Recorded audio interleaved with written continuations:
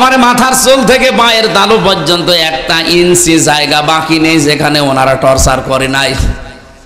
রিমান্ডে নিয়ে মাটির নিচে এমন পিটানো পিটিয়েছে, বিশেষ করে পেছনে, শুধু ম্যাডাম ছাড়া কাউকে দেখানো যায় না। ওই যে বসে আছে পেছনে, জিজ্ঞাসা করে আসেন, হয়তো ওনারা না, ওনাদের জাতি ভাই, সেগুলো মানুষ নামে কলঙ্ক, ওগুলো পুলিশ না, ওগুলো পুলিশ লীগ। পুলিশ লীগদের আচরণ যেমন ছিল, আগামী থেকে এইরকম কেউ যেন আর ফিরে আসতে না পারে। কথা বলে না কেন? এটা থেকে বাঁচতে হলে আপনাকে মাস্ট বি ইসলামকে এবার জায়গায় পৌঁছাতেই হবে, নাই তো আপনি আরো এর চাইতে বেশি নির্যাতনের শিকার হবেন। এখন তো বাড়িতে থাকতে পারেন, তখন বাসতলায় জায়গা পাবেন না। এরপরও যদি না বোঝার ভান করে থাকেন, এদিকে আসেন, কানের নিচে এমন জোরে দেব আপনি টের পাবেন। আল্লাহ পাক বলেন, আমি আরো বেশি রেগে যাই ওই এলাকার মানুষের প্রতি তখন যখন দেখি তারা ঘুষ খায় আর সুদ দেয়। এলাকায় সুদ আর ঘুষ নেই আছে মানে সারা বাংলাদেশের অবস্থা এক। আপনি একটা অফিস দেখান যেখানে ঘুষ নেই। হ্যাঁ, আপনি বলতে পারেন যে আমি ঘুষ খাই না, এটা ঠিক আছে, কিন্তু আমি ঘুষ দেই না, এই কথা বলার মতো যোগ্যতা এখন আমাদের নেই। আপনি জায়েজ হলেও ঘুষ দেওয়া লাগবে, অথচ এটা যে হারাম, পায়খানার মতো হারাম কাজ আমরা অনেকে মনেই করি না। মনে করি এ আর কি একটু দেওয়াই লাগে, এই যে দেওয়াই লাগে এইটাই তো আমরা সিস্টেম বানিয়ে ফেলেছি। সুদ এটা তো গ্রাম অঞ্চলে প্রকট আকার ধারণ অলরেডি করে ফেলেছে। এরা হয়তো ব্যাংকের মাধ্যমে সুদ খায় না, কিন্তু টাকা ছেড়ে রাখে। 1000 টাকা দিয়ে রাখে, মাসে মাসে 100 টাকা বেশি পায়। এটা মায়ের সাথে জেনা করার শামিল। এলাকায় যদি এই ব্যবসা কেউ করে থাকেন, কসম আল্লাহর, মুফতি সাহেব আছে, আপনার নামাজ পড়ার দরকার নেই, কারণ মায়ের সাথে জেনা করে এসে নামাজে দাঁড়িয়ে কি বলবেন? কারা কারা সুদ ছেড়ে দেবেন হাত তোলেন তো। ওই কয়জো, তাহলে আরে ওয়াজ করে কি করব? আলহামদুলিল্লাহ, দরকার নেই, থাক, আপনারা খান। লাখ টাকা নিত আর বিভিন্ন অবৈধ সুবিধা তাদের দিত। আমাদের কাছে টাকাও পায়নি, সুবিধাও দেয়নি, অথচ এত বড় বড় দাড়ি। একটা জেলখানার দায়িত্ব পেয়ে যদি নিজেকে কন্ট্রোল করতে না পারে, আর একজন মন্ত্রী 5টা বছর চালিয়েছে, 1 টাকা দুর্নীতি পাওয়া যায়নি, এর চাইতে আবার কি দেখতে চান আপনি? এরপরও যদি বাংলাদেশ জামাত ইসলামী নিয়ে এই দেশে কারো কাছে ওয়াজ করা লাগে, আমার মনে হয় ওই লোকটা বধির, কালা, অথবা ওর বিবেকের উপরে কুকুরে প্রসাদ করিস। এটা তার বেশি কিছু বলা যায় না। এর চাইতে কি প্রমাণ দেওয়া লাগবে? শুধু আপনি সে পেছনে টেনে নিয়ে চলে যান। কোন কারণে 47, 52, 51 টান দেন? আপনি 24 টান দিতে পারেন না? আমি 47ও দেখিনি, 52 দেখিনি, 71ও দেখিনি, আমি 24 দেখেছি। এই দেশ যদি চলে, এখন বর্তমানের সাথে মিলিয়ে 24-এর সাথে তাল মিলিয়ে চলা লাগবে। 71 নিয়ে, 52 নিয়ে, 47 নিয়ে যদি কেউ ফতোয়াবাজি করে, আমার মনে হয় ওগুলো সব আমাদের, যদি কেউ পাকিস্তানের দালাল বলে, ওগুলো ইন্ডিয়ার দালাল। এ দেশটাকে পিছিয়ে নেওয়ার জন্য তারাই দায়ী। কয়েকজন পাগল মাঝে মাঝে বের হয়, এদেরকে বাইরে না রেখে আমার মনে হয় পাবনায় পাঠানো দরকার। সেদিন গিয়েছিলাম পাবনায় পাগলা কারাত দেখতে, দেখি পাগল বেশি নেই, খুব অল্প। কর্তৃপক্ষ আমারে বলছে, হুজুর পাগল দেশে নেই নাকি, কেন পাঠাতে পারেন না? পাগল তো প্রায় সবই চলে গেছে। হ্যাঁ পাঠাবো, ফজো পাগলারে পাঠাবো। ফজো পাগলা পাগল না একটা, আপনি দেখেন কি আশ্চর্য গো। এখনো পর্যন্ত এই লোকটা হাসিনার জন্য দোয়া করে।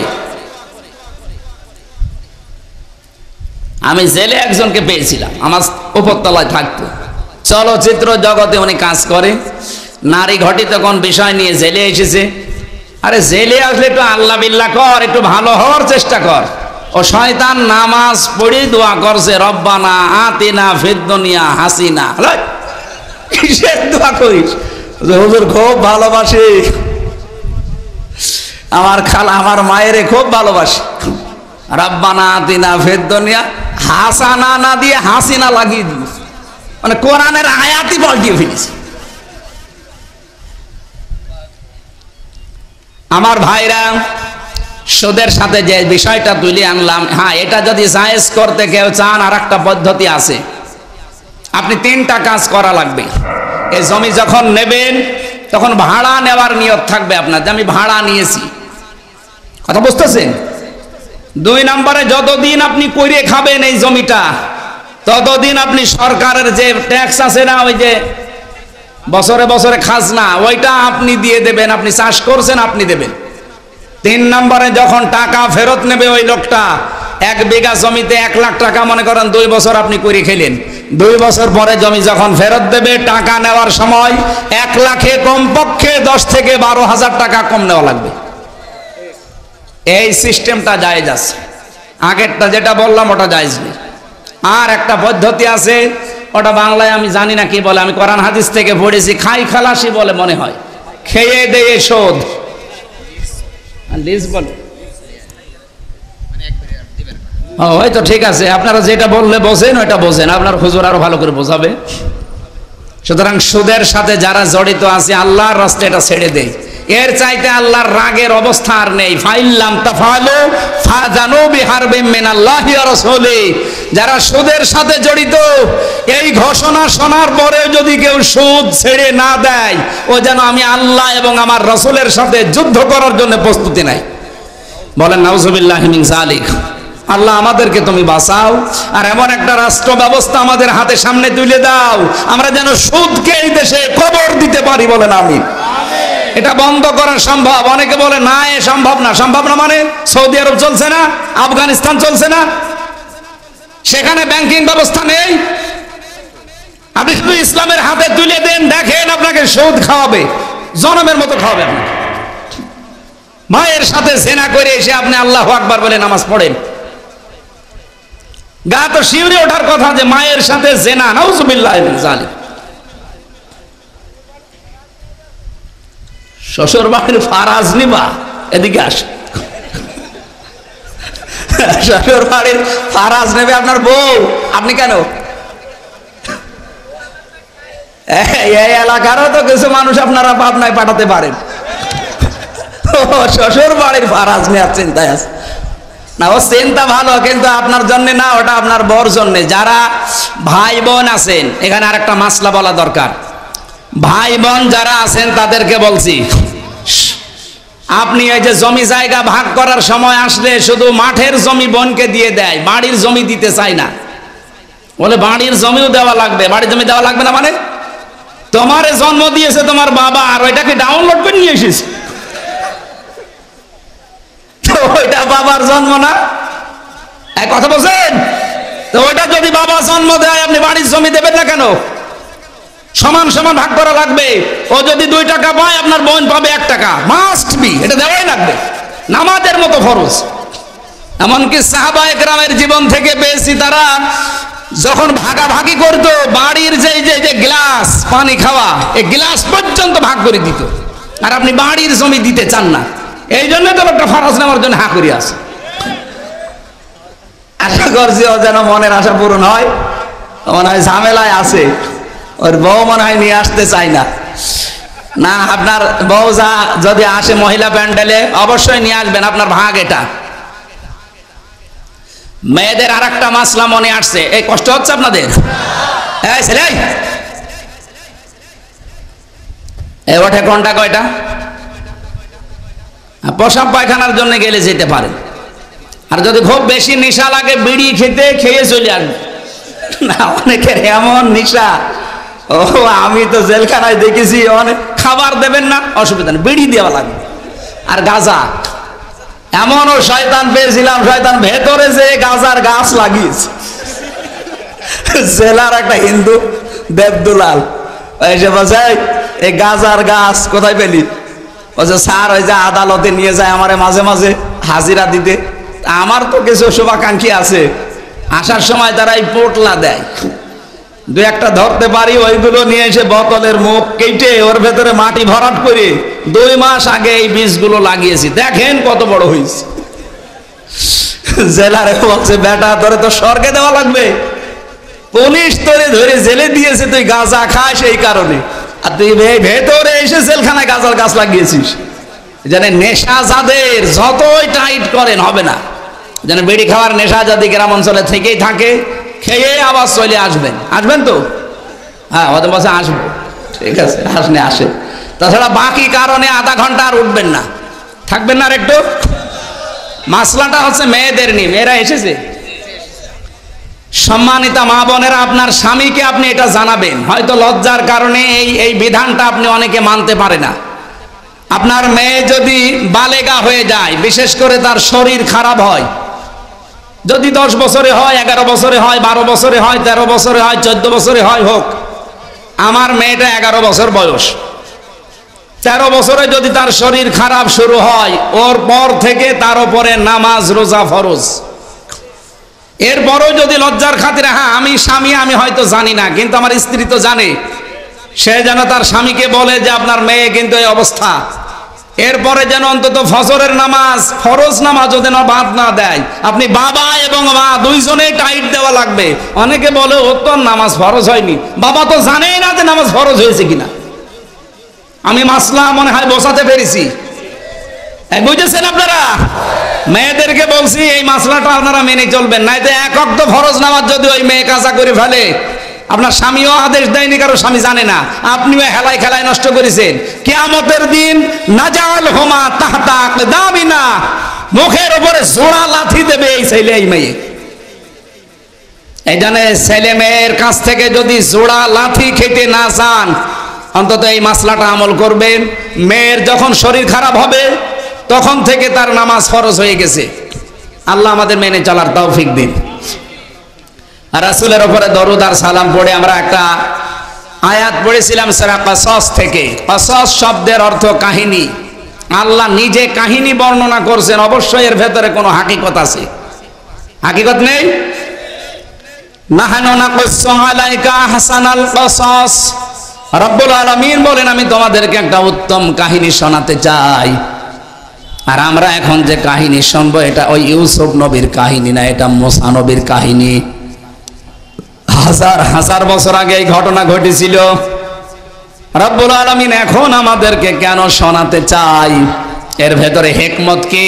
আমি বাংলাদেশের সাথে আয়াতটা মিলিয়ে দেখলাম, বিশেষ করে এই 2025-এর সাথে 100 ভাগ মিলে যাচ্ছে। যদি 100 ভাগও না মেলে, গত কালকের যে দৃশ্য বাংলাদেশ দেখিয়েছে অলরেডি 98 ভাগ মিলে গেছে, বাকি 2 ভাগ মিলবে ইনশাআল্লাহ। আল্লাহ আরম্ভ করছেন তাসিম মিম, হরফে মুকাত্তাআত, বিচ্ছিন্ন হরফ। এগুলোর অর্থ পৃথিবীতে কেউ জানে না। কোন কোন মুফাসসির একটু টাচ দিয়েছেন, ওইটাও সঠিক না। আমরা একবারে বলবো আল্লাহু আ'লামু বিমুরাদিহি, এর আসল অর্থ জানে কে? এবার আরম্ভ হচ্ছে পরের আয়াত দিয়ে, তিলকা আয়াতুল কিতাবিল মুবিন। এই আয়াত সমূহ, আয়াত বহুবচন, এই আয়াতগুলো এমন কিতাবের, এটা কোনো গোপন কিতাব না, স্পষ্ট কিতাবের আয়াত। আজ বাংলাদেশে বহু জায়গায় ভণ্ডের এখনো পর্যন্ত তাদের মতিগতি চলছে। তাদের এই কাজ কারবার দেখে রাজবাড়ির নোরা পাগলার কবরটা কিন্তু আগুন লাগিয়েছে। এমন এমন কথাই লোকটা বলে গেছে, বলে মুহাম্মদের উপরে যে কোরআন নাযিল হয়েছে তার চাইতে আমার কাছে অন্য ওহী আসা আরম্ভ হয়েছে। বলেন নাউজুবিল্লাহ। রব্বুল আলামিন বলেন আমি এমন কিতাব রাসূলের উপরে দিয়েছি, কিতাবের আগে আলিফ লাম দিয়ে এটা নির্দিষ্ট করে দিলেন। শুধুমাত্র এটা নির্দিষ্ট করায় না, মুবিন দিয়েছেন। মুবিন কোন কিতাবকে বলা হয়? আলহামদুলিল্লাহিল্লাযী আনসালা আলা আবদিহিল কিতাবা ওয়া লাম ইয়াজআল লাহু ইওয়াজা।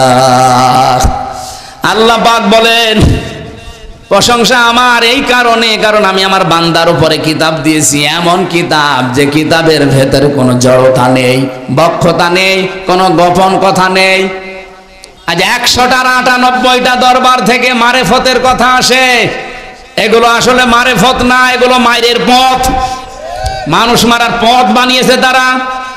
মানুষের ঈমান নষ্ট করার, মানুষকে কাফের বানানোর পথ এইটা। আপনারা যদি ওই রকম কোন ধাঁচের মানুষ থাকেন রাগ করবেন না। কোরআনে কোনো গোপন কথা আল্লাহ দেয়নি, যা দিয়েছে সব স্পষ্ট কথা। ওই যে 29টা যে হরফ আছে ওইগুলো বাদ দিয়ে কোরআনে কোনো গোপন কথা নেই। কোরআনে যত কথা আছে আল্লাহ সব ওপেন করে দিয়েছেন। এই জন্য আমরা দেখেছি কোরআনের কাছে যারা আজ পর্যন্ত এসেছে এই নাজিল হওয়ার পর থেকে, আপনি দেখবেন এই 1500 বছর হয়ে গেল কোন মানুষ কোরআনের কাছে যারা আসে তারা আর গোপন থাকতে চায় না, তারা ওপেন হতে চায়। আপনি হযরত ওমরের দিকে তাকান, উনি যখন কোরআন পড়েছেন, ইন্নানি আনাল্লাহু লা ইলাহা ইল্লা আনা ফা'বুদনি ওয়া আকিমিস সালাতা লিযিকরি। যেহেতু আরবি ভাষা তার নিজের ভাষা, উনি পড়লেই বুঝতেন কি পড়ছে। বসার পরেই তিনি ঘোষণা দিয়েছিলেন, হে রাসূল, কোরআন সত্য না মিথ্যা? নবীজি বললেন সত্য কিতাব। উনি বললেন সত্য জিনিস আর গোপনে আমি রাখতে চাই না, আপনি একটু অনুমতি দেন, আমি এই সত্য কিতাবের পক্ষে একটু মিছিল দিয়ে আসি কাবার চত্বরে। মাত্র 40 জন মুসলমান হয়েছিল ওই পর্যন্ত। তিনি ওই 40 জনকে নিয়ে একটা মিছিল দিলেন কাবার চত্বরে। লিল্লাহি তাকবীর। কাফের মুশরিক যারা ওই জামানায় ছিল, ঘর থেকে মুখ বের করে দেখে এত বড় মুখের পাঁঠা কার? কাবার চত্বরে আল্লাহর তাকবীর দেয়। তাকিয়ে দেখে সামনের কাতারে হযরত ওমর তাড়াতাড়ি ঘরের দরজা জানালা বন্ধ করে বলছে, দরকার নেই, ওর সামনে গেলে মাথা থাকবে না। কোরআন যারা পড়ে, যারা বোঝে, এর কাছে যারা আছে, এদের স্বভাবই ওপেন হওয়া, এরা গোপন থাকতে চায় না। আর বাংলাদেশে আজ আমরা 54 বছরে দেখি অনেক আলেম পর্যন্ত বলে, হুজুর দোয়া করেন আমি গোপনে আছি। এটা একটা টাটকা নির্ভেজাল শয়তান। তো গোপনে থাকবে মানে? আমি সেদিন আলমডাঙ্গা ওলামা সমাবেশে এই কথাটা তুলেছিলাম। এখনো পর্যন্ত বাংলাদেশের অনেক আলেম আছে, তারা এখনো এই চিন্তায় আছে, যদি ওপেন ভাবে কোরআনের পক্ষে কাজ করি, আর যদি এবার ইসলাম না আসে তাহলে আমার ইমামতি থাকবে। তো আপনি ইমামতি নিয়ে আসেন, আর আপনি এই বিশ্বাস কেন করেন যে ইসলাম এবার আসবে না? আপনার তো 100% বিশ্বাস হওয়া দরকার যে ইসলাম এবার বাংলাদেশে কায়েম হবেই হবে, হবে ইনশাআল্লাহ। কারণ আমাদের মুমিনের মান যেভাবে বাড়তেছে, ওয়ালা তাহিনু ওয়ালা তাহজানু ওয়া আনতুমুল আ'লাউনা ইন কুনতুম মুমিনিন। কোনো ভয় নেই, কোনো চিন্তা নেই। আমরা যারা আরবি গ্রামার পড়েছি, আয়াতটা কিন্তু আনতুম আ'লাউনা ছিল, মাঝখানে আলিফ লাম দেওয়া আছে আ'লাউনার আগে। গ্রামার অনুযায়ী আজটা ভুল, কিন্তু গ্রামার বাদ দিয়ে আল্লাহ পাক এমন কায়দায় সেট করলেন, সব সময় আমরা আরবি গ্রামার দিয়ে যদি কোনো বাক্য সাজাই তাহলে মুবতাদা হবে মারিফা, খবর হবে নাকেরা। আল্লাহ পাক এখানে মুবতাদা বানিয়েছেন আনতুম আ'লাউনা, খবর। এটাও আল্লাহ আলিফ লাম দিয়ে মারিফা বানিয়ে দিয়েছেন, নির্দিষ্ট করে দিয়েছেন। মুবতাদা খবর, এই খবর যদি কোনো সময় মারিফা হয়, নির্দিষ্ট হয়ে যায়, তাহলে ইফিদুল হাসরা, হাসরের ফায়দা দেয়, বাংলা অর্থ দাঁড়ায় হবে। আল্লাহ জানাতে চেয়েছেন তোমাদের বিজয় হবে। ইন কুনতুম মুমিনিন, একটা শর্ত আছে, যদি মুমিন হতে পারো। যেই ঢাকা বিশ্ববিদ্যালয়ে শহীদ আব্দুল মালিকের মাথায় ইট দিয়ে এসেছে, মগজ বের করে উল্লাস করেছিল তোফায়েল আহমেদ, অথচ সেই ঢাকা বিশ্ববিদ্যালয় আজ 1-2 ভোটের ব্যবধানে না, ইসলামপন্থী যারা, বিশেষ করে একামতের দিন যারা দুনিয়ায় কায়েম করতে চায়, তারা 3 ডবল ভোট পেয়ে পাশ করে গেছে। ভোটের আগের দিনও বলছিল যে ওদের জরিপ, যেটা আমি এক সাংবাদিকের জরিপ দেখলাম, উনি বলছিল ভোটের আগের দিনও যে ঢাকা বিশ্ববিদ্যালয় ইসলামপন্থী যা আছে সবাই যদি এক হয়, সর্বোচ্চ ভোট তারা পেতে পারে 3000, অথচ ভোট পেয়েছে প্রায় 14,500 একজনেই। এগুলোকে ফেরেশতারা দিয়ে গেল। আল্লাহ পাক অবশ্যই তার সাহায্য পাঠিয়েছেন, কথা বলেন না কেন? তাছাড়া এই বিশাল বিজয়, নিরঙ্কুশ বিজয়, এটা আসা সম্ভব ছিল না। আর আমার বামরা এখন পাগল হয়ে গেছে। আপনি আজকে একটা লাইভ দেখলাম, হারপিক মজুমদার, ওনার নাম কি আমি জানি না, নিশাত মজুমদার নাকি নাম জানি, নিজম ওনার নাম। মানুষ বলে যে হারপিক মজুমদার। এই লোকটা কান্না কান্না কণ্ঠে পাগল হয়ে গেছে যে হইল কি। অথচ রাত 11টা পর্যন্ত অনেকেই ভাবতে পারে না যে কি হতে যাচ্ছে।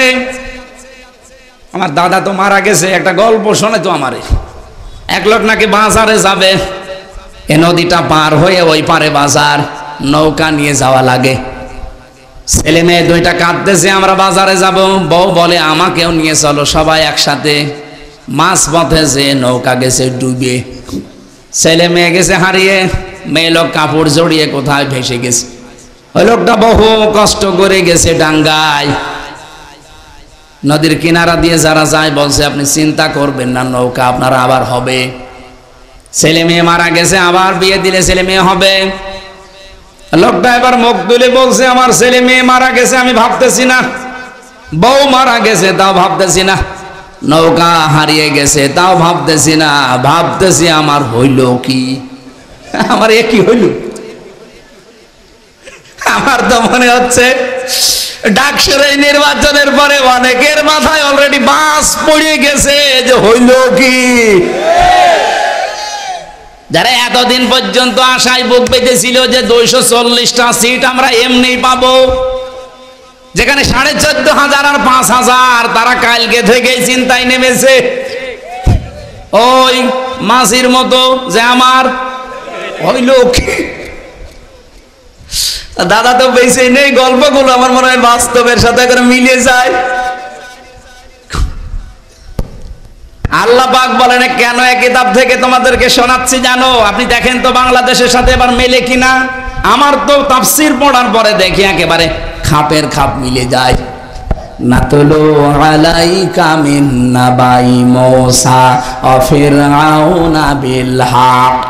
নাতলু আমরা তেলাওয়াত করছি আপনার কাছে, মিন নাবাই মূসা ওয়া ফিরআউন, মূসা আর ফিরআউনের কাহিনী, বিল হাক্কি যথাযথভাবে সত্য সহকারে, লিকাউমি ইউমিনুন যারা বিশ্বাসী যারা ঈমানদার তাদের এই ঘটনা শুনলে কিছু না কিছু উপকার হবে।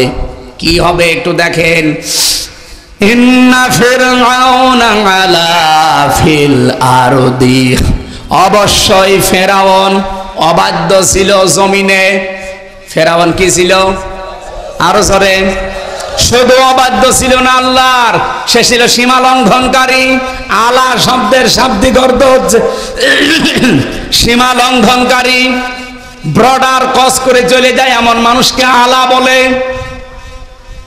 আল্লাহ পাক বলেন কি করেছিল এই ফেরাউন জানো দুনিয়ার মানুষেরা? ওয়াজাআলা আহলাহা শিয়া, ওই দেশের মানুষকে সে দলে দলে বিভক্ত করে রেখেছিল।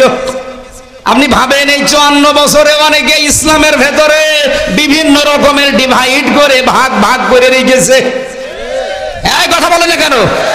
শুধু টপিওয়ালাদের ভেতরে 42টা দল, জেনারেলের ভেতরে সব মিলে আমি পেয়েছি 73টা। আপনি হিসাব করে দেখেন, আজ মানুষকে দলে বেদলে বিভক্ত করে রেখে দেওয়া, এটা ফেরাউনের কালচার।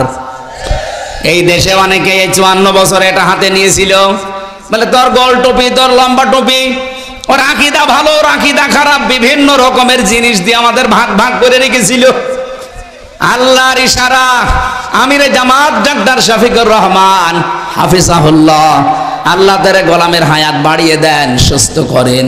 এ লোকটা দায়িত্ব নিয়েই বলেছিল বাংলাদেশে আলিয়া আর কওমির যে প্রাচীর আছে ভেঙ্গে চোরমার করে দাও। এই জন্য এত বছর পর আজ চরমনায় জামাত ইসলাম, এমনকি মামুনুল হক সহ প্রায় 8টা ইসলামী দল অলরেডি সব এক হয়ে গেছে। তারা এখন একটাই বাক্য যে এবার ইসলামের বাক্স যাবে একটা। কাজ ছিল আলাদা আলাদা করে রাখা। কেন সে এই কাজ করতো?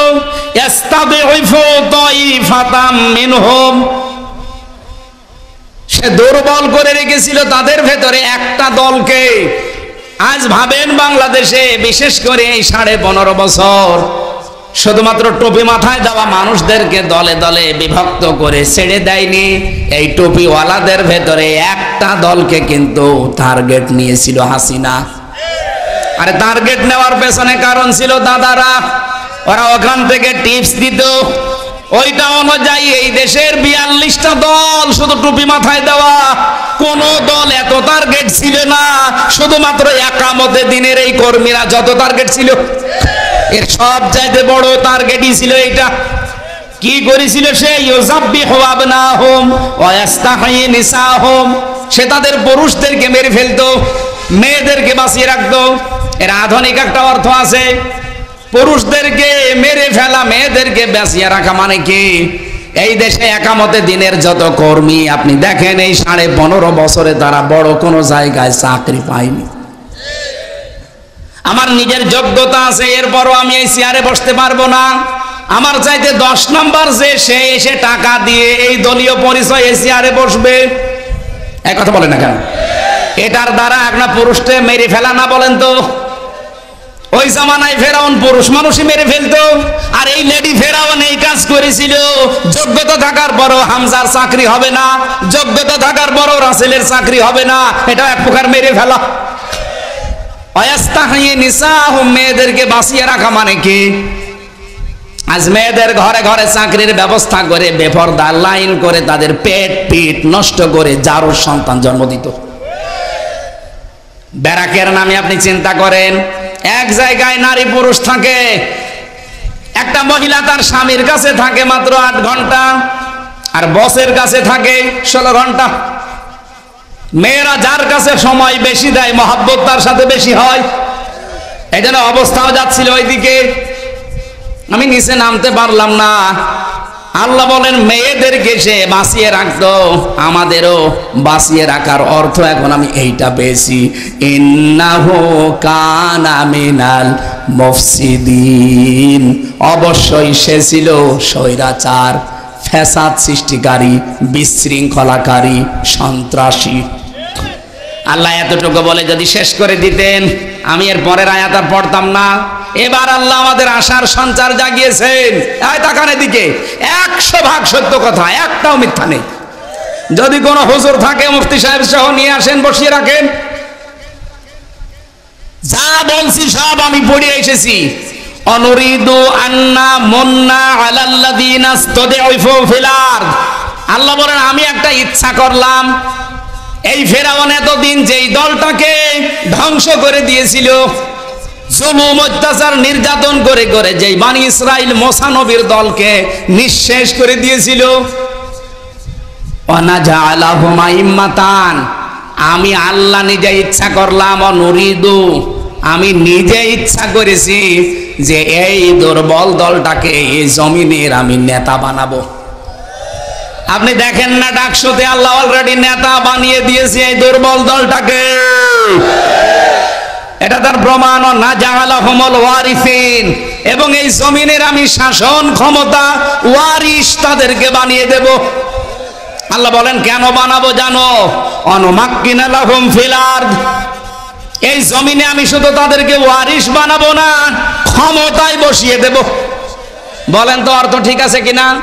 অনুমাক্কিনা লাহুম ফিল আরদ, তাদেরকে জমিনের মাকান দেব, ক্ষমতা দেব, পাওয়ার দেব, চেয়ার দেব, রাষ্ট্র ক্ষমতায় তাদেরকে বসাবো। কেন?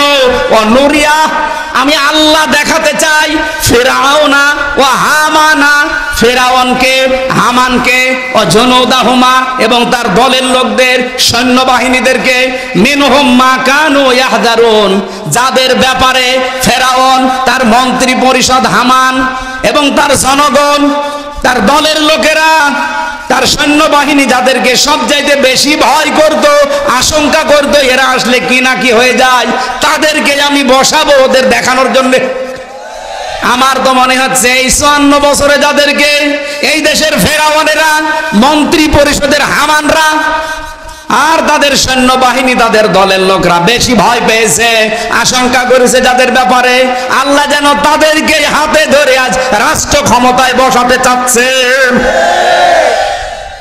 আল্লাহর এই ইচ্ছা পূরণ হবে না হবে না? বাধা দেওয়ার কেউ আছেন? কারা কারা বাধা দিতে চান হাত তোলেন। ইন্না রাব্বাকা ফাআলুল লিমা ইউরিদ, আপনার রব যদি একবার কোনো কিছু ইচ্ছা করে ফেলে তামাম দুনিয়া একদিকে হলেও বাধা দেওয়া সম্ভব না। সুতরাং আল্লাহ যখন ইচ্ছা করেছে আর আয়াতগুলোর সাথে যখন আমরা দেখতে পাচ্ছি মিলে যাচ্ছে, কোনো ভয় করবেন না। আরে ভাই, কোন ছেলে যদি মাইক হাতে নিয়ে চিল্লায় যে আমার বাবার সম্পদ আমি পাই কিনা পাই, মানুষ বলবে ওটা পাগল না মাথা খারাপ। তোর বাবার সম্পদ উত্তরাধিকারী সূত্রে তুই পাবি না, এলাকার লোক পাবে। সময় একটা আল্লাহ তুলে দিয়েছে, ঝড় উঠেছে, এরপরেও যদি আপনার মনের ভেতরে আশঙ্কা হয় যে যদি না যায় মানে ইসলাম আসবে না 92% মানুষের দেশে, মুসলমানের দেশে কি আসবে? যে ঝড় উঠেছে আমরা বিশ্বাস করি এবার ইসলামই আসবে ইনশাআল্লাহ। এটা দেখে মরতে চান না? কারা কারা এই দৃশ্য দেখতে চান? লিল্লাহি তাকবীর। আল কাজ্জিস মান দানা নাফসাহু ওয়া আমিলা লিমা বাদাল মাউতি। বুদ্ধিমান ওই লোকটা যে লোকটা আখিরাতের জন্য কাজ করে, আল্লাহর উপরে ভরসা করে। এরপরে ওই লোকটা আহাম্মক, পাগল, নির্বুদ্ধিতার পরিচয় দেয় যে আখেরাতের কোনো কাজ কারবার নেই, অ্যাক্টিভিটিস নেই, কোনো শ্রম নেই আখেরাতের জন্য। আন্দাজে ভরসা করে আছে যে আল্লাহ আমারে মাফ করে দেবে। না, এই পাগলামি করা যাবে না। যে যেখানে আছেন ওই জায়গা থেকে চেষ্টা চালান আপনার আখেরাতের পুঁজি তৈরি করার, বাকি সফলতা দেওয়ার মালিক আমার আল্লাহ। যে আয়াত থেকে কথা বলেছি, আয়াতগুলো আমার মনে হয় খুব বাস্তব। আল্লাহ যেন আমাদের সামনের পরিবেশ একটু তৈরি করে দেখিয়ে দেন। আল্লাহুম্মা আমিন। লা ইলাহা ইল্লা আনতা সুবহানাক ইন্নী কুনতু মিনাজ জালিমিন। রব্বানা যালামনা আনফুসানা ওয়া ইল্লাম তাগফির লানা ওয়া তারহামনা লানাকুনান্না মিনাল খাসিরিন। মাথা নিচু করেন, মাথা নিচু করেন, চক্ষু বন্ধ করেন। রব্বানা আতিনা ফিদ দুনিয়া হাসানা অফিল আখিরাতি হাসানা ওয়াকিনা আযাবান নার। রব্বুল আলামিন, চুয়াডাঙ্গা জেলার আলমডাঙ্গা জগন্নাথপুর শ্রীরামপুর স্কুলের দিকে তাকাও। হাজার হাজার বান্দা বান্দি আমরা কোরআনের কথাগুলো মন দিয়ে শুনেছি। আল্লাহ তাআলা, তুমি তো আমার মনের খবর জানো। আমি মন থেকে ইখলাসের সাথে কথাগুলো বলার চেষ্টা করেছি। কোরআন থেকে যা বুঝেছি এগুলো আমি ডেলিভারি দিয়েছি। এই কথাগুলো আমাদের বাস্তব জীবনে আমল করার তৌফিক দাও। 2 দিন ব্যাপী বিশাল আয়োজনে যদি খুশি হয়ে থাকো, যারা এর সাথে সম্পৃক্ত, কোরআন প্রচার যেভাবে করা লাগে আমি চেষ্টা করেছি হক কথাগুলো বলার। আমি একটা কথাও গোপন করি নাই, যা পড়েছি ঠিক ওইভাবেই বলেছি। আল্লাহ যারা এই আয়োজনে সম্পৃক্ত, আমার হাসিবুল মেম্বার ভাই সহ যত যুবকেরা, যত মুরব্বী মানুষ এই কমিটিতে আছে, এলাকাবাসী যারা আছে, তাদের উপরে তোমার রহমত নাজিল করো আল্লাহ রব্বুল আলামিন। 3টা বছর জালেমের জেলখানায় আমি অসুস্থ হয়ে গেছি, মেহেরবানি করে আমার শেফায়ে কামেলা আজেলা করে দাও। সম্মানিত মা বোনেরা অনেকে অসুস্থ দোয়া চেয়েছে, তাদেরকেও তুমি শেফায়ে কামেলা আজেলা দাও। এলাকাতে বহু আত্মীয় স্বজন আমার আছে, তারা অনেকেই হাত তুলেছে আজকে। রব্বুল আলামিন, আমার এই রক্তের সম্পর্কেও এবং রক্তের বাইরে যারা, সবাইকে কোরআনের খাদেম বানিয়ে দাও। আগামীতে এই মাহফিলটা কোরআনের জন্য আরো বিশাল আকারে কবুল করো। প্রশাসনের যে ভাইগুলো এসেছে, আজকের যে দায়িত্ব তারা পালন করেছে, আল্লাহ ইবাদত হিসাবে কবুল করে নাও। রব্বুল আলামিন, এই গ্রামে মাটির নিচে যারা ঘুমিয়ে আছে, তোমার হাবিব জানিয়েছে এক একটা অক্ষরে 10টা করে নেকি হয়। আমরা যেহেতু হক কথা বলার চেষ্টা করেছি, যতগুলো আয়াত পড়েছি প্রতিটি হরফে নেকিগুলো এলাকার কবরে পৌঁছিয়ে দাও। এই পাশে এই কবরস্থান তুমি জান্নাতুল ফেরদাউস তৈরি করে দাও। সম্মানিত সভাপতি একজন হাফেজ মাওলানা মুফতি সিকান্দার আলী, আল্লাহ তোমার আলেম বান্দাকে আলেম হিসাবে মেনে নাও। আজকে আমাদের মাঝে এসেছিল মাওলানা হোসাইন, তার বাবা নেই, বাবাকে মাফ করে দাও। অ্যাডভোকেট মাসুদ মারফেজ রাসেল ভাই সহ যত অতিথিবৃন্দ এসেছে আল্লাহ অতিথিদেরকে কবুল করো। কখন কার কাছে আজরাইল এসে যায় জানি না, মরতে আমাদের কোনো দুঃখ নেই, চিন্তাও নেই, কিন্তু আমরা কোরআন দিয়ে দেশ চলছে এই দৃশ্য দেখে মরতে চাই। দয়া করে এই দৃশ্যটা আমাদের সামনে তুমি এনে দাও, আমরা যেন এবার দেখে মরতে পারি তোমার কোরআন দিয়ে। 56,000 বর্গ মাইল চলছে। এই স্কুলের ময়দানটা কবুল করে নাও, এখানে যারা লেখাপড়া করে এদের মেধাস্মৃতি খুলে দাও। আল্লাহ এলাকায় আমাদেরকে ভাই ভাই রূপে দ্বীনের কাজ একসাথে হয়ে করার তৌফিক দাও। বারাকাল্লাহু লানা ওয়া লাকুম ফিল কোরআনিল আযীম। শেষ কথা জানো আমাদের জবানে জারি হয়, লা ইলাহা ইল্লাল্লাহু মুহাম্মাদুর রাসূলুল্লাহ। আসসালামু আলাইকুম। সভাপতি সালাম দেবে ভাই, দেন। আলহামদুলিল্লাহ, ধন্যবাদ সম্মানিত প্রধান মেহমানকে এতক্ষণ যাবত সুন্দর আলোচনা রাখার জন্য। আমরা তার জন্য দোয়া করছি, আল্লাহ তাআলা তার নেক হায়াত দারাজ করুন, আল্লাহ তাআলা তাকে দিনের জন্য কবুল করুন, আমিন। আলহামদুলিল্লাহ, সম্মানিত শ্রোতা মণ্ডলী, মহিলা পুরুষ, আপনারা যারা কষ্ট করে আমাদের মাহফিলে যোগদান করেছেন, মাহফিল কমিটি মাসলার পক্ষ থেকে, গ্রামবাসীর পক্ষ থেকে আপনাদের